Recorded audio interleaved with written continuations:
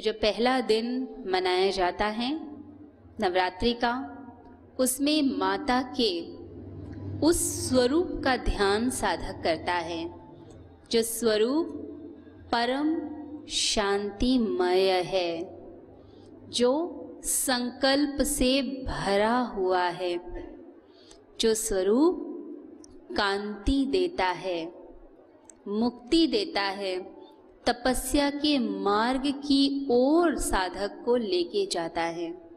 तो यह शैलपुत्री का जो स्वरूप माना गया है, उसमें कहते हैं कि माता जो उन्होंने वस्त्र पहने हैं वो सादगी से भरे हुए। तो साधक को क्या करना है, उसको भी जिंदगी में सादगी को जगह देनी है। आपके वस्त्र, आपकी जीवन शैली कैसी हो, सादगी से भरी हुई, कोई आडंबर उसमें ना हो, सहज स्वरूप। जो श्वेत वर्ण है माँ का, वो यह बताता है कि आपके अंदर पॉजिटिव एनर्जी हो, ईर्ष्या नहीं, क्रोध नहीं, किसी से बदले की भावना नहीं। ये नहीं कि आपने मन में गांठ बना ली कि इसने मेरे साथ ऐसा किया, अब मैं इसको बाद में देखूं, कि अब हम अंदर से बदला लें। नहीं, यह भावना नहीं। भीतर से शुद्धता, आत्मा का स्वरूप प्रकाशमय है, वही स्वरूप आपका निखरे और बाहरी जो आवरण है, जो बुराइयां हैं, वो आपकी दूर हो। तो माता का जो श्वेत वर्ण है वह आपको बताता है कि आत्मा का प्रकाश आपका बाहर की ओर निखरना आरंभ हो जाए। साथ ही जो उनके वस्त्र हैं सादगी वाले, ऐसे सादगी वाले वस्त्र आप धारण करें। सादगी से जिंदगी को बिताना, कोई आर्टिफिशियल चीज़ नहीं, बस जिंदगी सादगी से, सरलता से, सहजता से आपकी बनी हुई हो। इसके साथ साथ माता वृषभ पर बैठी हैं, यानी कि बैल पर। यह दर्शाता है कि जो वृषभ है, बैल, वो संकल्प का प्रतीक है। तो दृढ़ संकल्प वाले व्यक्ति को ही देवी की कृपा मिलती है। जो 2-2 मिनट में पलट जाए, ऐसे व्यक्ति को कभी सफलता नहीं मिलती। जो अडिग होकर धीरे धीरे चलता चला जाता है अपने मार्ग की ओर, वह व्यक्ति जल्दी सफल होता है। जो अपने रास्ते का, जो मार्ग का चुनाव किया, उसका त्याग नहीं करता और कुछ भी हो जाए उस मार्ग पे चलता चला जाता है, तो समझ लीजिए कि देवी की कृपा मिल रही है।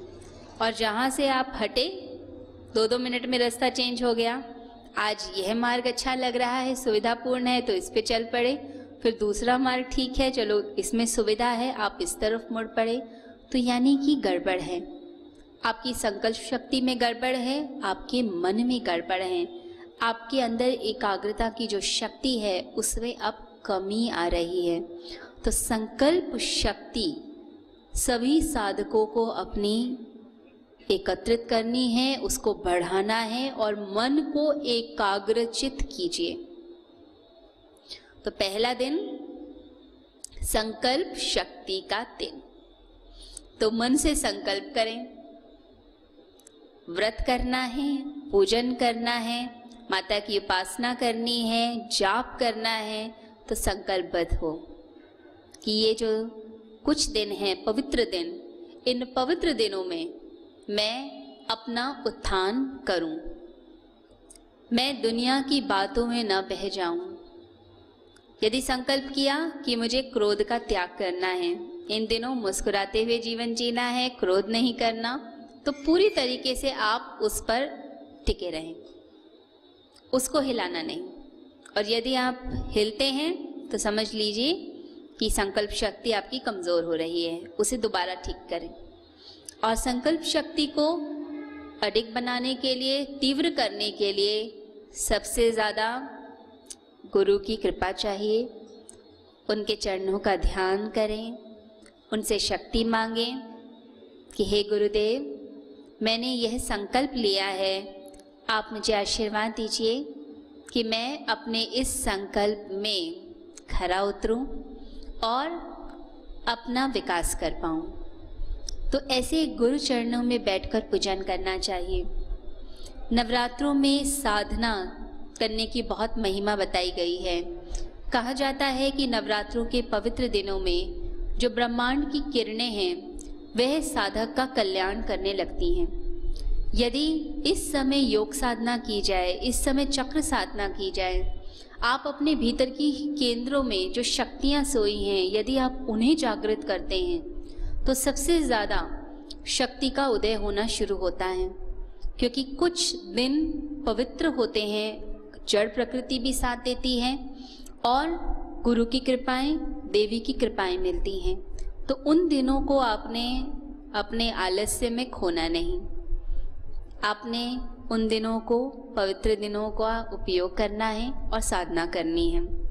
शक्ति केंद्र जैसे योग में बताए गए हैं कि 7 चक्र हैं, जिसमें मूलाधार चक्र, स्वाधिष्ठान चक्र, मणिपुर, अनाहत, विशुद्धि, आपका आज्ञा चक्र, साथ ही सहस्त्रार, ये 7 चक्र बताए गए हैं जो मनुष्य के शक्ति केंद्र हैं और इससे शक्तियों का विकास होता है।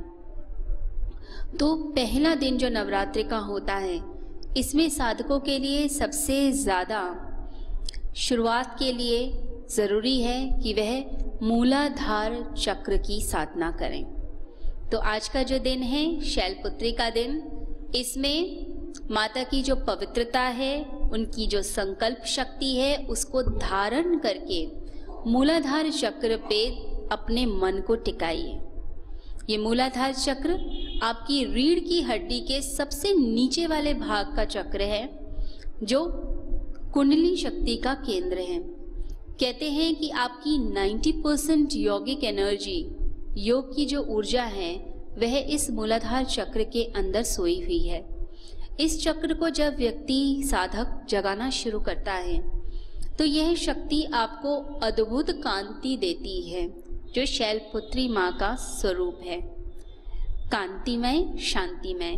तो कांति मिलेगी, चेहरे पर ग्लो आना शुरू हो जाएगा साधक के। तो पहला दिन समझ लीजिए आपके फेस का ग्लो बढ़ेगा, मुख पर शांति आएगी, प्रसन्नता आएगी, मुस्कान आएगी। तो पहले दिन उस मूलाधार चक्र को पकड़ लीजिए। साधना के नियम होते हैं कि पहले आज्ञा चक्र पर, यहाँ जहाँ टीका लगता है वहाँ ध्यान किया जाए और फिर उसके बाद मूलाधार चक्र की साधना की जाए।